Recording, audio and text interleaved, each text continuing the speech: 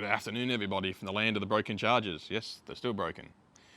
But anyway, this is a vlog. Something I'm really excited about, to be honest. And, I want to get you guys, all you guys out there watching, your opinion on what I think about this. And what I'm talking about is the Aptera. Okay, that's better. Now, as we know, a couple of days ago, there was a press release, a big video out in the Aptera describing their new launch edition of the Aptera, which is fantastic. It looks awesome. I love the efficiency in the design. I think it's fantastic. It's up there with the Cybertruck as far as I'm concerned, with just the way, seeing that on the road next to the Cybertruck, I'd be like, yes, the future is here. These are the cars in the future that I wanted to see as a child, written all the cool movies.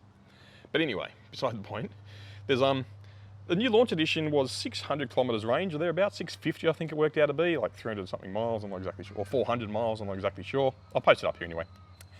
But yeah, anyway, it didn't have DC fast charging. Okay, that's a bit of a problem. But then there's a second video released probably about 2 or 3 days later, now saying they've gone back on that decision and they are now going to install DC fast charging 40 to 60 kilowatts in the new launch edition Aptera. Fantastic. But the lack of this DC fast charging thing got me thinking.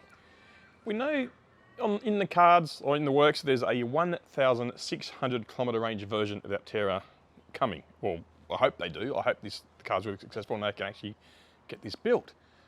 But if you had a 1,600 kilometer range, would you need a DC fast charger? Now, with 600 kilometers range, road trips, yes, you're going to need DC fast charging. That's why I thought it was very strange they didn't include it in the launch edition. Because if you drive for 300 or 400 kilometers, you want to have a break, you charge up the car and continue on again for another 300 or 400 kilometers. Or in this case, 600 kilometers. That's a good solid day's drive. But you can charge up again and continue on again and still, especially in summer with like 14, 15 hours of daylight, you can cover well over 1,000 kilometres in a day. So if the range is 600 kilometres or thereabouts, then yes, you need DC fast charging. But, like I said, they've changed that decision and they've put it in. But will you need these if you've got a 1,600 kilometre range? Here's my thinking. Okay, example, our recent trip, Sydney to Perth, was about 3,500 kilometres each way. You can average, it takes you about 12 hours, in the Model 3, it takes you about 13 hours to cover 1,000 kilometres with charging.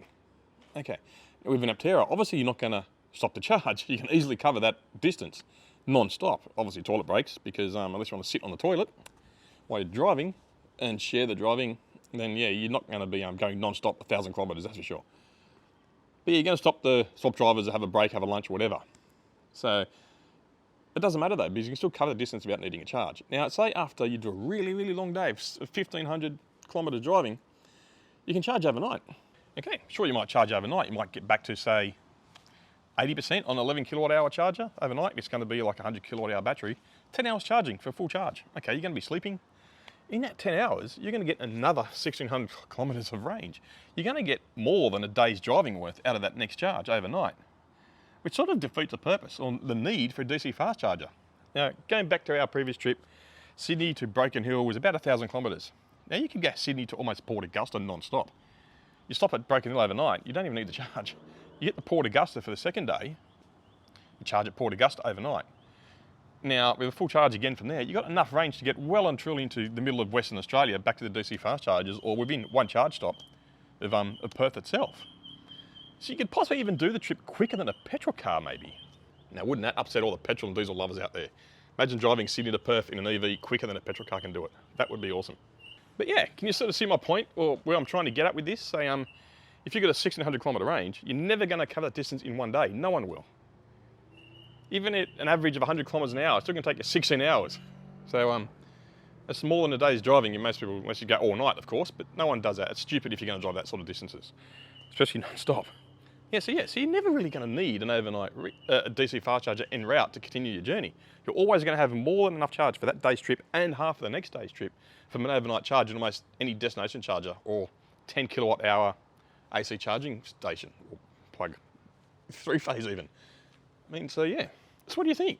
Would you want, if say you had a significant discount on the car, if you didn't have DC fast charging but it had 1,600 kilometres range, would you take it? Would you not have the DC fast charging? And all the trips I've done to the snow and visiting relatives at Dubbo and up the north coast of Sydney and all that sort of stuff, and across to Perth and back, if we had that kind of range, I don't think there'd be any situation where we'd even need a DC fast charger. Now, if we had long range EVs, 1,000-kilometre range, 1,500-kilometre ranges, would we even need any more of these? So I guess that's the question to you guys.